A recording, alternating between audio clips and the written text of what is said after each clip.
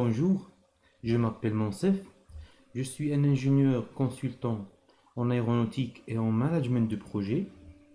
Je suis certifié PMP, Project Management Professional. J'ai le plaisir de partager avec vous cette capsule de 10 minutes pour comprendre, ayant comme sujet la dérive du périmètre ou en anglais le scope creep.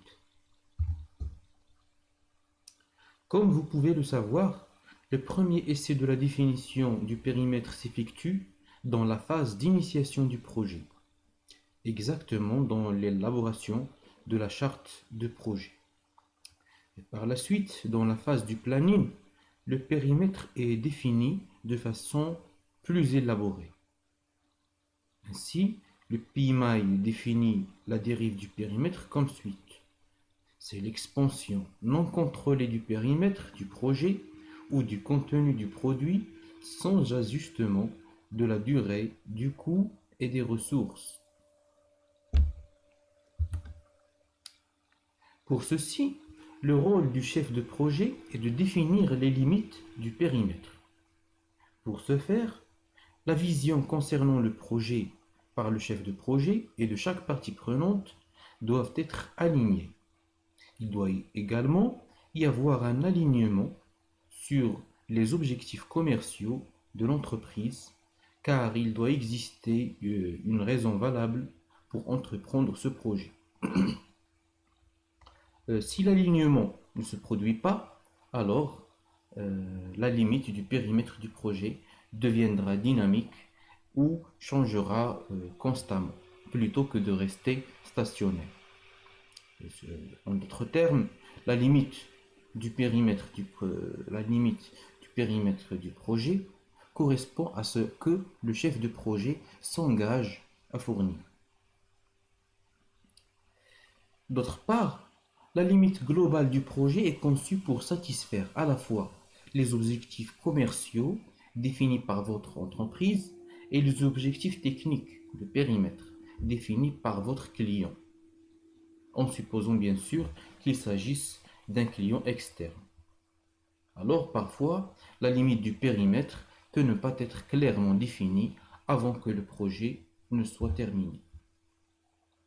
D'autre part, les dépendances doivent être prises en compte lors de l'approbation d'un changement de périmètre, car l'annulation d'une décision antérieure peut avoir un impact important sur le projet. En effet, si une partie prenante demande un changement, ou si tout simplement un changement au périmètre s'impose, en avançant dans le projet, le chef de projet doit impérativement évaluer l'impact de ce changement sur les contraintes du projet, à savoir le coût, l'échéancier, les risques et la qualité. Ceci a pour but de maîtriser et de gérer le changement de façon contrôlée.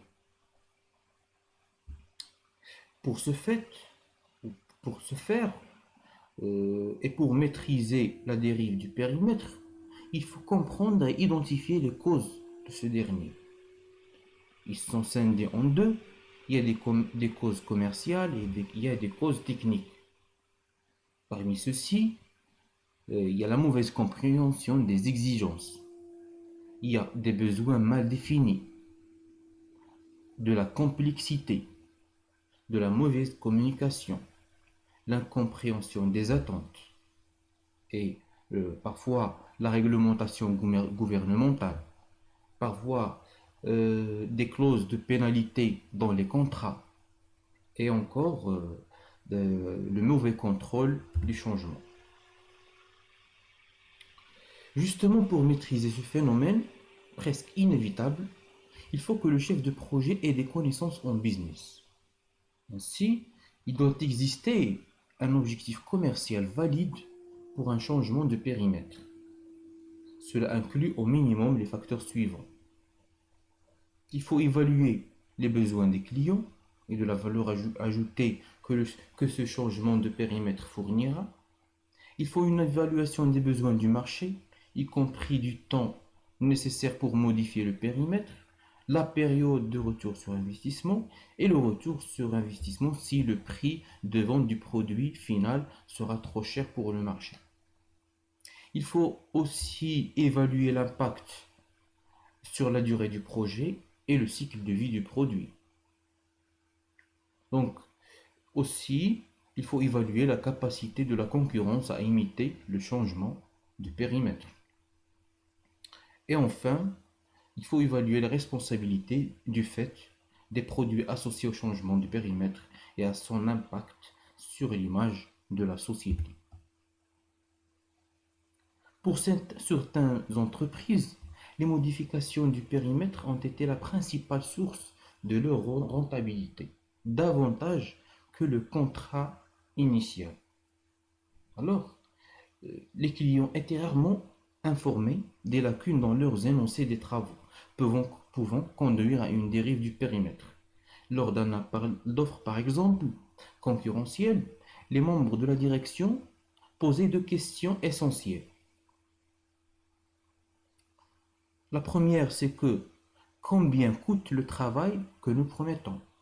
Deuxième question, combien d'argent pouvons-nous attendre des modifications du périmètre une fois le contrat nous est attribué? Souvent, la réponse à la deuxième question détermine l'ampleur de l'offre initiale. En d'autres termes, le contractant peut planifier une dérive du périmètre importante avant même le début du projet. Alors, on peut utiliser ce modèle illustrant comment nous pouvons répondre à la dérive du périmètre dans une situation donnée. Il y a la règle 10 et 10. Comme on voit, si l'effort est en augmentation, plus de 10%, et sa valeur est moins de 10%, il faut dire non à la dérive du périmètre.